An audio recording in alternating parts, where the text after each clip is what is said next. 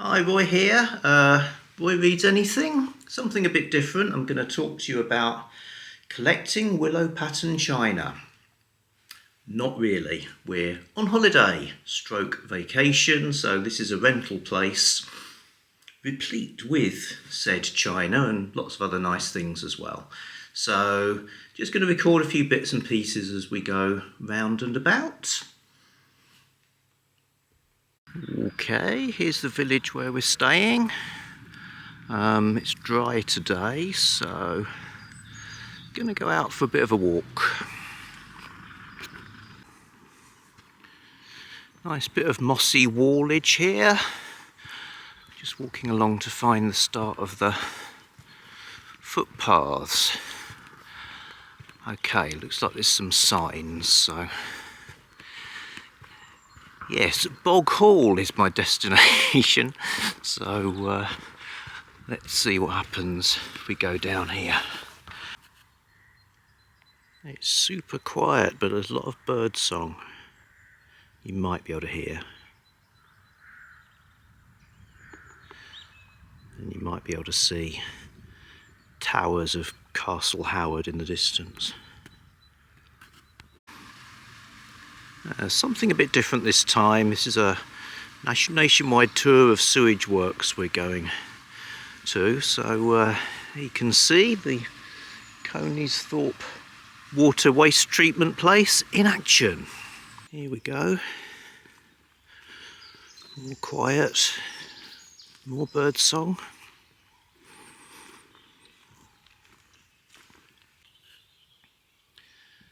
It's not very hilly round here, but I might be walking back along that ridge where the trees are, which is marked as an earthwork on the map. So either totally or in part it's man-made as a defensive structure. I've got a feeling the official path is the other side of a little brook in the foreground in that field full of sheep. But I'm on a path, just hope I'll be able to join up with the proper route again. All is well, I'm official again. So if you're hiking in Britain, you probably see signs like this for public footpaths, which are really useful. And the snowdrops are out, I think it's fair to say.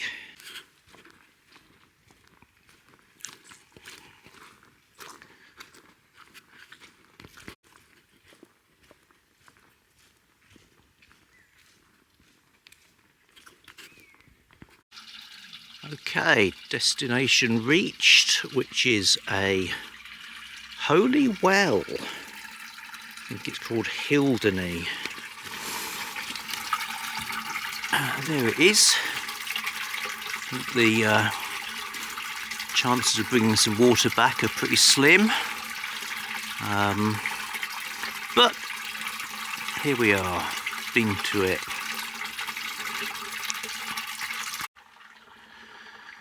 Water does come out into a little pool, but I'll probably just leave that there. Okay, home stretch now. Bit of a view of what's called the Howardian Hills by Crom.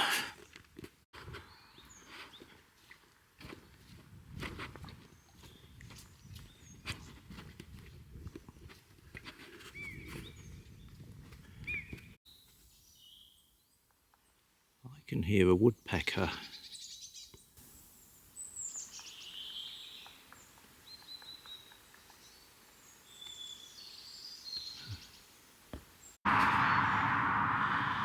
Taking a walk down to the local shop, which is part of the building over there with the towers, as seen in Brideshead Revisited.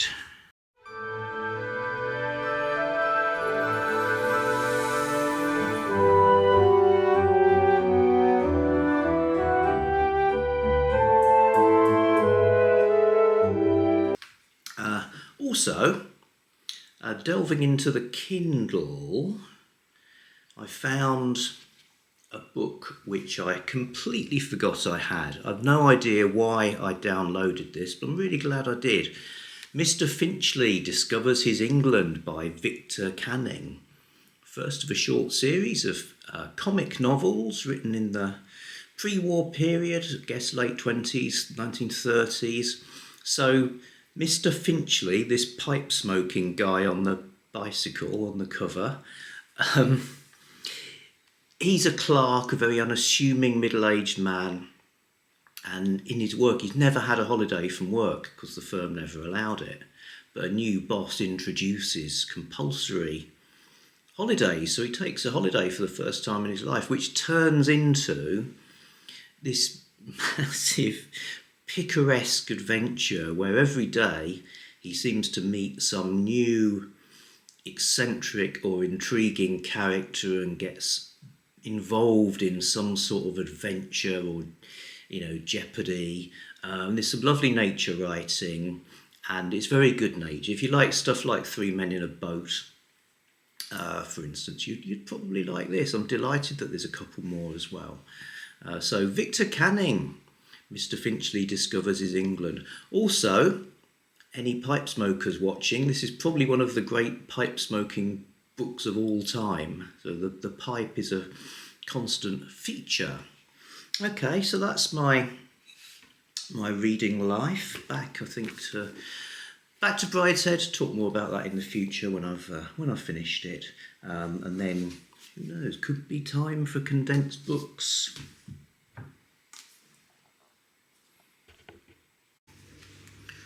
Plus, I've acquired a gingerbread man in case I get homesick for Ormskirk.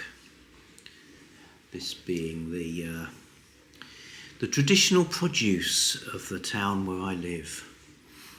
We made these at school, infant school, and there was a choice of two cutters, a man roughly like this, or a woman who had a skirt.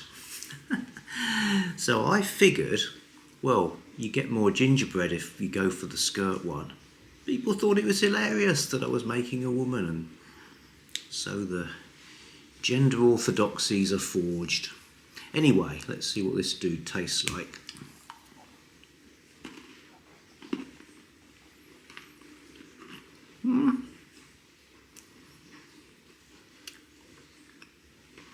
Bit dry. Not as good as proper Ormskirk gingerbread, I'd have to say. Out again for a bit of a stroll. Grey, aspic kind of day. Probably hear some birds. Apparently there are curlews around here though. Not sure what that is gobbling away. Okay, so never again can I say I've never read Brideshead Revisited, because I finished it and it's really good. It's funny, it's sad, there's tragedy, but there's lots of interesting stuff about the 20s and 30s as well. I first came across it on television, so early 1980s. I just left home for the first time, going to Brighton Polytechnic Art School, different to the Oxford of the 1920s that you read about in here, although I think some things are probably in common. The effects of alcohol, for instance, probably the same. Anyway, yes, early 80s, it was a huge craze. People watched the show, they read the book, there were fashions, you couldn't move for cricket jumpers and straw boaters and that kind of thing.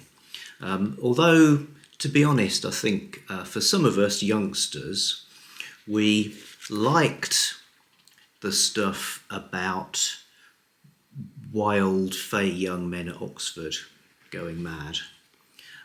We weren't so invested in the romantic relationships, and we were pretty much uninterested in the fate of the older characters and the stuff about Roman Catholicism. But reading it now as an older character, my sort of spectrum of interest has kind of inverted from that. So I enjoyed it all the way. A lot of it's very funny.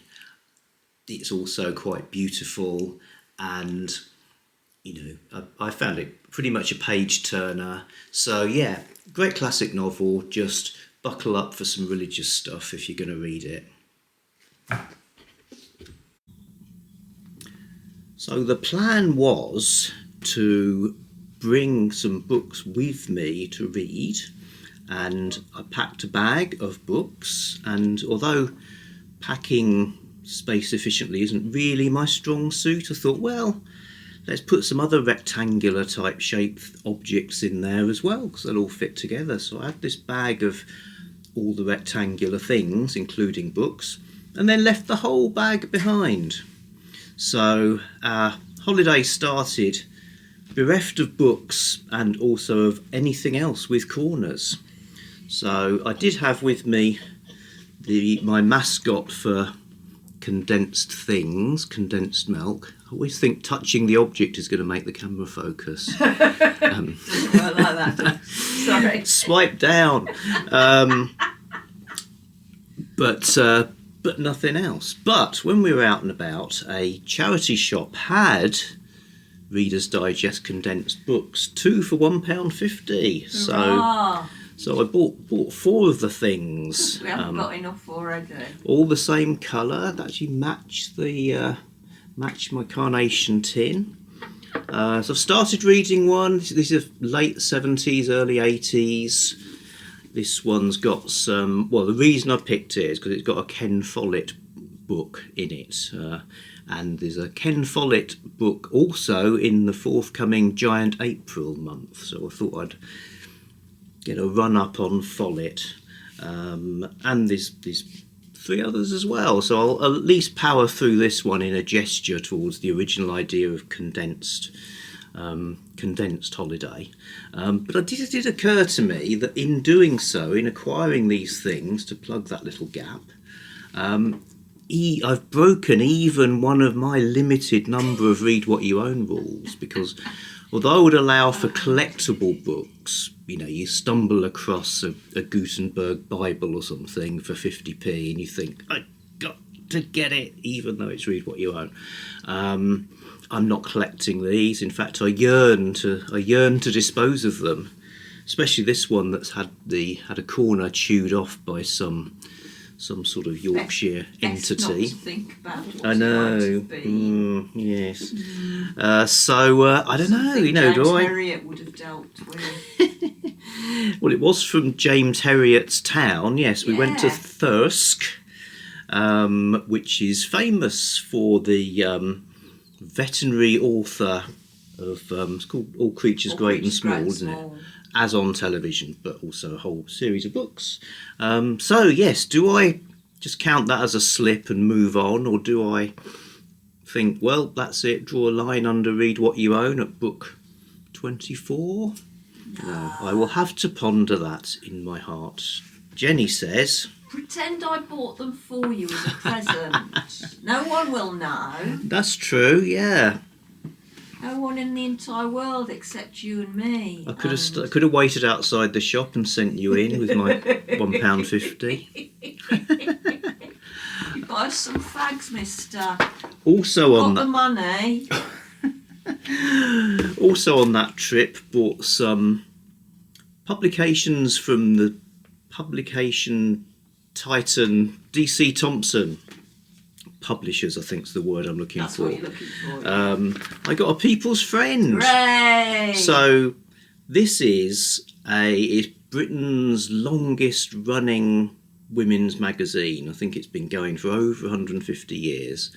And the reason I picked it up as a sort of student of periodicals is that it's got a new design, which I've never known it look any different for as long as I can remember. So like a new design, oh my goodness, what's going to happen? Will there be like a riot? Will there be old ladies with knitting needles marching on Dundee to attack the offices?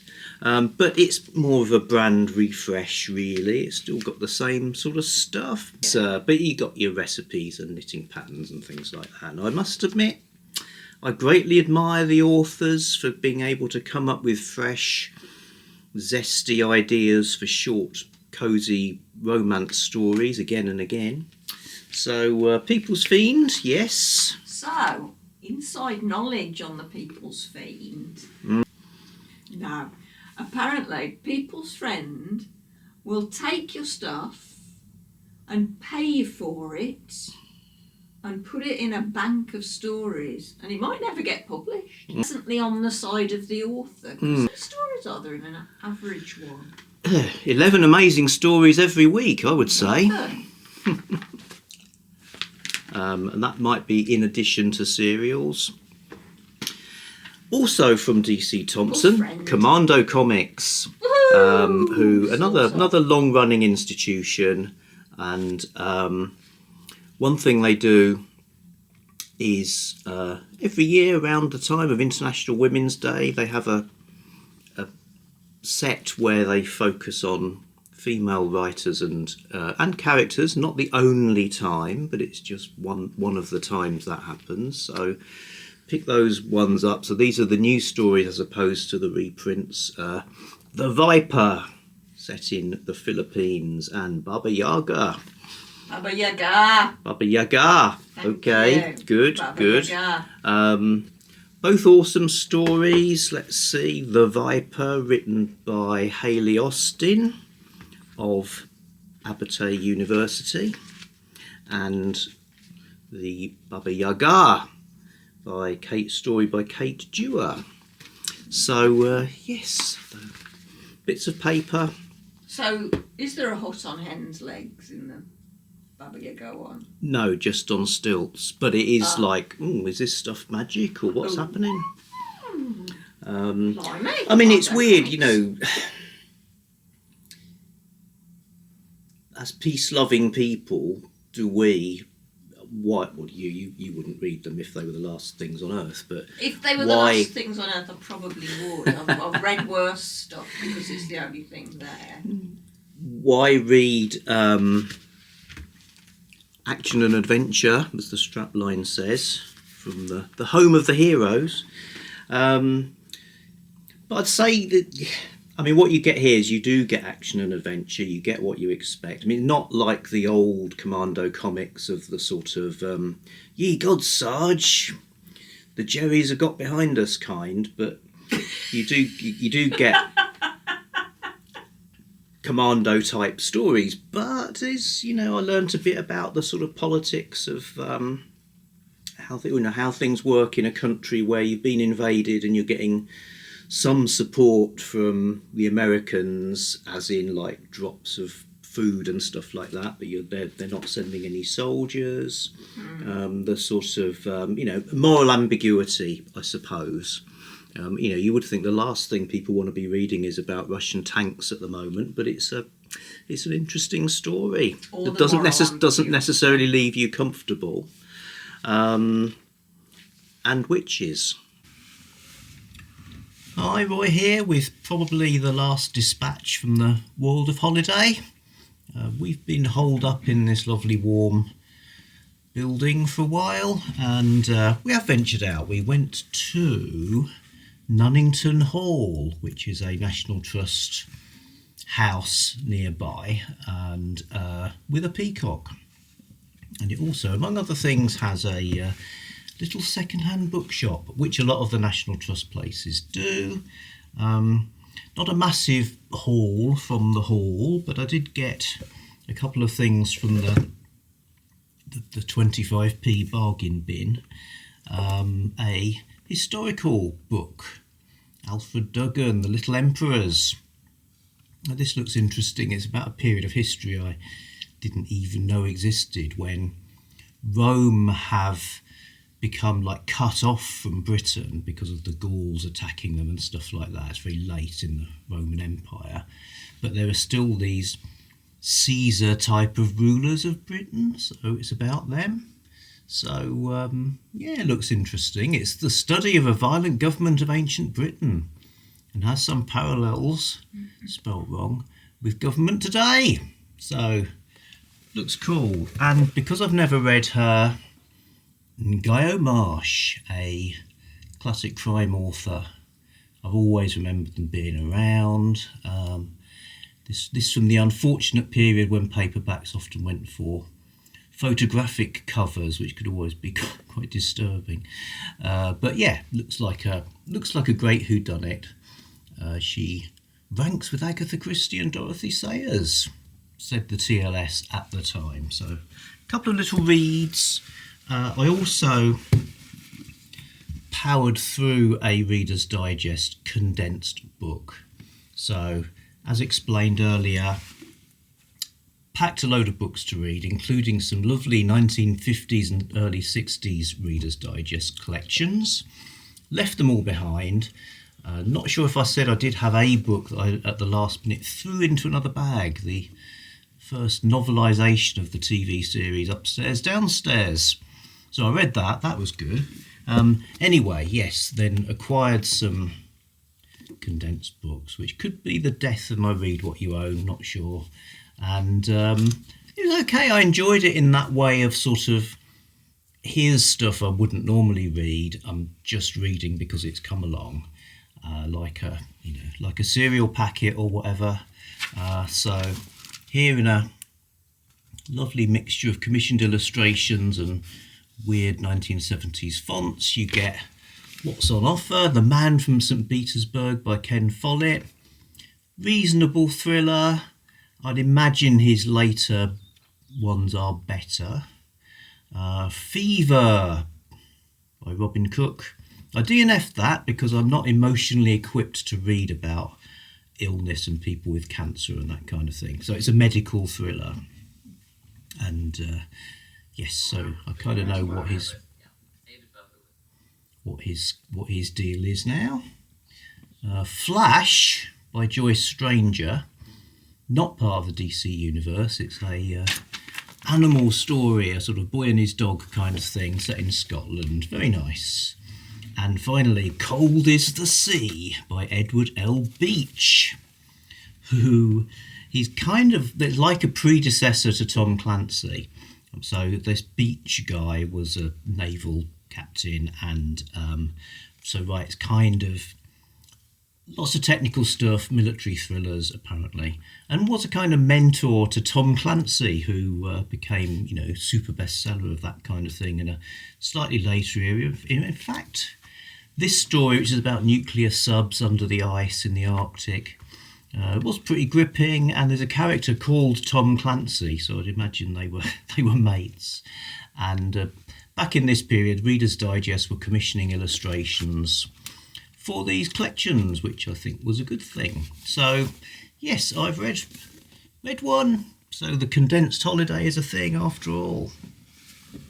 Can't think of anything else. Driving back tomorrow. It's been good. Jennie says. Got one question. There's a question from the Jennie. What was the Man from St Petersburg? Was that the Ken Follett? Yes. Is so it pre. It's in the run up to the First World War. Right. So it was. So there's still like czars and stuff like that. Yeah. It's set in England. Yeah. And the Man from St Petersburg is an assassin. Right. Who's come to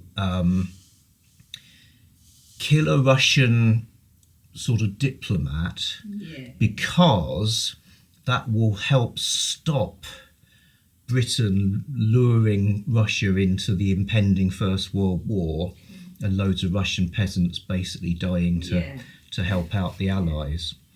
Okay. So that's interesting, and he cleverly intertwines it with a kind of romantic sort of stuff. So I can sort of see the appeal. Just some of the writing, I don't know if this is the condensation process, but a shot rang out is a famously terrible cliche. Yes, yeah. To have that twice in 2 pages seems unforgivable. Yeah. So I don't know if that's your man Follett, or if that's, There was 3.5 chapters between one shot and the next. Yeah, or more description of the sound. So I only asked. He's one of the world's best-selling authors, so he's probably, I'll write what I like, you bastards. I only asked because it wasn't St Petersburg again till 1991. Oh, yes. So Yes, so it's Leningrad. wasn't science fiction, it was... Okay folks, thanks for watching. Back soon with something else, somewhere else.